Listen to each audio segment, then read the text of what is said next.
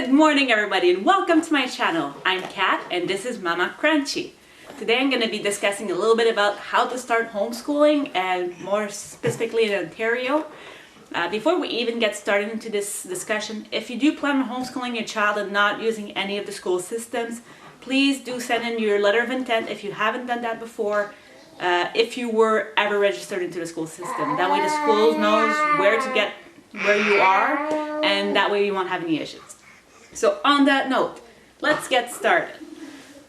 I am very excited about talking to you today because honestly, I wish someone would have given me those 5 pointers when I started. Some of them probably even did and I just completely ignored them, so please do take some into account.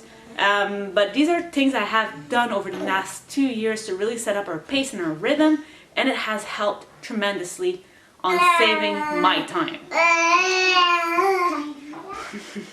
I have a little partner in crime beside me right now. So the first step is going to be to unschool. I know we are hearing about unschooling everywhere right now. It seems to be the it thing to do. And it really does come from somewhere deep that maybe it is a way to start teaching your children, but that's not what I'm going to get into right now. I'm just talking about a season of unschooling, mainly when you're beginning to school, and if your child was ever into the public system, it's a great idea to do. That time, that period of time, that what you're going to be doing is just simply taking a step back.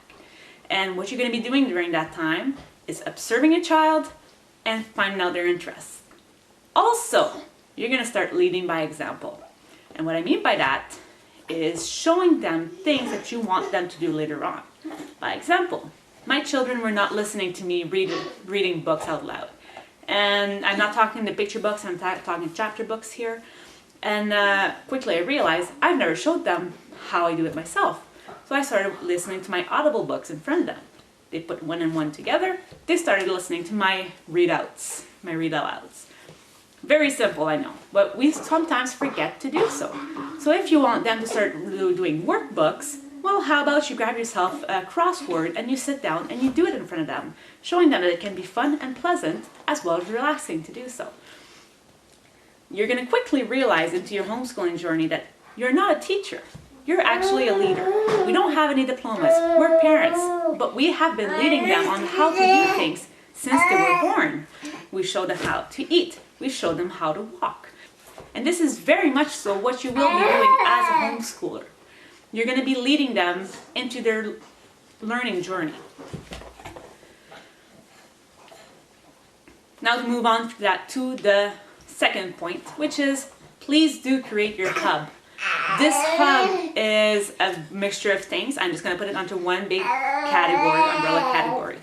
But this, first of all, needs your support system. Have someone on your side, in your corner, if you do plan on doing that long term, because you will get drained out very easily if you don't have someone to kind of back you up, bounce off ideas on, take your children once in a while when you need a break, or even just to, come in and help out in the house while you're doing so. I have my little community of homeschoolers on my back corner. We meet up a lot, we chat together while the kids play at the park. I mean, not so much during the COVID season, but yes, it makes a world of a difference to have someone doing it with you. And my husband is extremely supportive of it and will help me out whenever I need some help. Second off, do find those Facebook groups if you are into Facebook. That way you can, discuss different ideas, trying to find some information on different curriculums or activities happening around you. And those are where you're going to find those homeschoolers I was talking about. So that's a little community hub, but also do create your center in your house where all your information is going to be put up together. That for me is my agenda and my binder. I have both of them together in my closet at all times. I know where they are, and this is where I keep my appointments and all such, so I know when I can homeschool during my week, my information I need for the homeschooling method and this lesson I'm going to be doing, as well as my vision page. That's where you're going to be writing it, and I highly recommend that everybody does so. Put it somewhere, your place, where you go to every morning. Write down the why are you homeschooling. And that's something you will have figured out probably while you were unschooling in the first step. You're going to realize why you want to homeschool. Why do you not want to send your children back to public school? What is going to be good for them and what is going to be good for you out of it? And write that down in the first page of that book, or when you open up your cupboard, if you want to have it written on your cupboard, do so as well.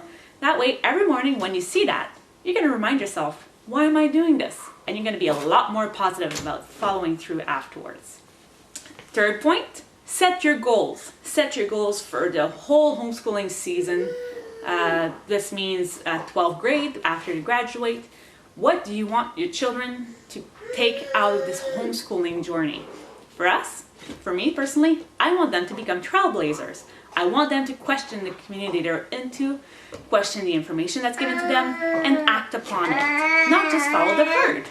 My husband, on the other hand, wants them to have all the tools needed to undertake whatever challenge they want to take on as they get out of school. That could be college or university, it could be starting a business, it could be taking a trip around the world. He wants them to know how to go ahead and do it with a lot of confidence. Every child and every parent will have different goals out of it. If you do have older kids, please do ask them what their goal is for each year, each semester, and their whole life.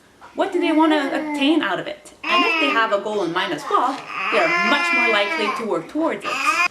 The goals could also mean your goals for the semester. And that's where also on the second page of my hub, my agenda, I write down, and I'm going to show you quickly, but I will also go into details as to how I do that into my next video. So in that next video, I will be merging the vision and the goals, and I'm going to show you in details how I do it step by step. So let's get back to the goals. As you're going to see in my binder, you will see that I am writing down the goals from where my children are at the moment, all the way to what I hope for them to learn by the end of the semester. It's not a for all and all kind of deal. It's technically what I'm working towards. I then break down skill by skill how they will get to it. By knowing the goals, I can then further down match up the resources I need to be able to accomplish those goals. After you've done all this, now you've unschooled, you've figured out your vision, you know the goals you want your child to reach by the end of the semester, as well as by the time they're done homeschooling, what I recommend doing is really starting to figure out what is your teaching style. That can be simply as I like to stand in front of them and just do it with them. Or I like to read books. So they have their own learning styles, which you're going to have seen during their unschooling period, but now it's the time to really figure out what you do and how you do it best. As well, if you want, you can start really researching the homeschooling style. So this is more so the Charlotte Masons, the Montessori, all of those different teaching styles. If you find out one really matches up with your type of what you've been doing for the last few months, or the last month, so if you find one that matches up with your personality and your parenting style already, then you're going to be able to further out your research if you want to, and read books about it, join communities that are surrounded around it, and then you're going to be able to later on maybe find a curriculum that matches well with it. That is totally up to you. You do not need to do this, but I find that it really helped me. We are a Charlotte Mason Montessori family. We also are very child-led and to a point unschooling. I'm going to do a video about it later on, about different teaching styles and how you can apply them. But all in all, you can just call us eclectic. Finally, once you figured out all of that, I want you to start looking within your home. I want you to start looking within your home and finding those resources that match up with your goals, your teaching style, your kids' interests, and your vision.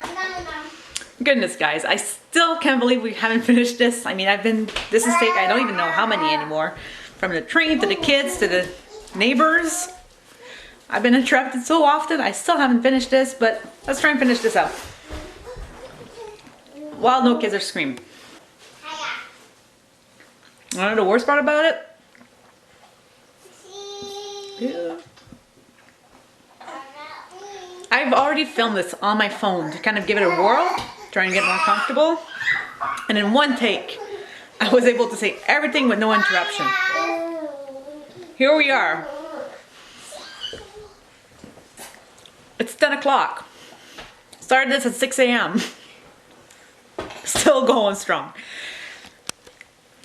Being a parent, am I right? I just want to discuss quickly about resources. And what I mean by that does not necessarily mean, here, I'm just gonna go and set this down. I'm not necessarily talking about curriculums here.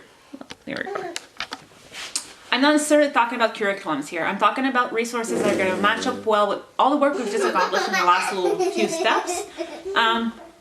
This may be very different for everybody. It might actually mean a curriculum for you, but most of the time it does not. So there's resources on Teachers Be Teachers. There's free curriculums out there, but also there's libraries, there's toys, there's books, and other things you can try and do to complement it. So for us, actually at the beginning, my daughter has always been very fascinated with trains.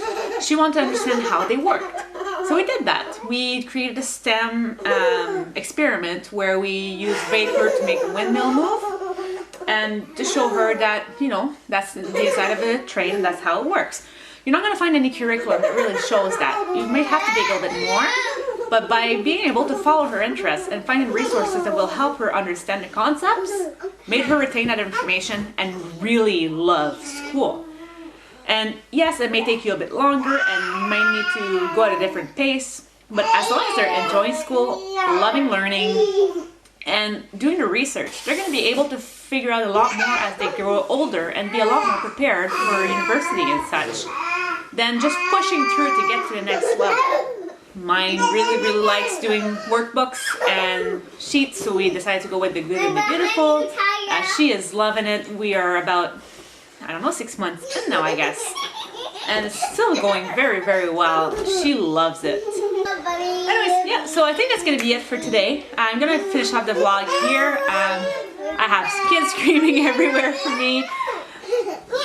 We are hopefully going to go and walk and start our schooling there. We're a little bit later than normally because I really want to do this, and this has taken a lot more of my time than I was anticipating, but it is life. And next time I will hopefully be able to break down how I planned out my school year, how I set up my goals and my hub. And I also want to go over sorry about that. I also want to go over the different teaching styles, the different homeschooling styles in the next few videos, and then keep going on. I have a lot of things planned. I'm gonna be posting once a week at least, and if everything goes well, I might actually start posting more often because there's a lot I want to go through for the month of September as we're returning to school. And yeah, so quickly, just to review everything. Start off by setting out your letter of intent, take a step back, unschool, create your hub and your community, figure out your goals, your style of learning, and then after all that's done, find your resources. And don't try to compare yourself to any other children, any other school systems. It's really whatever's gonna, as you see, it's really gonna work best for you and your child. And you're gonna find it's gonna be a lot more fun doing it that way. I think that's the most important part of it all really is have fun with it. It really is fun to homeschool when you take the right steps to go ahead. With that being said, please do share down in the comments your vision for the school year as well as for later on when they grow up. And I will be reading them as they really inspire me. And thank you for listening and have a great day. Hopefully my children are not going to kill each other before I'm done this. Bye!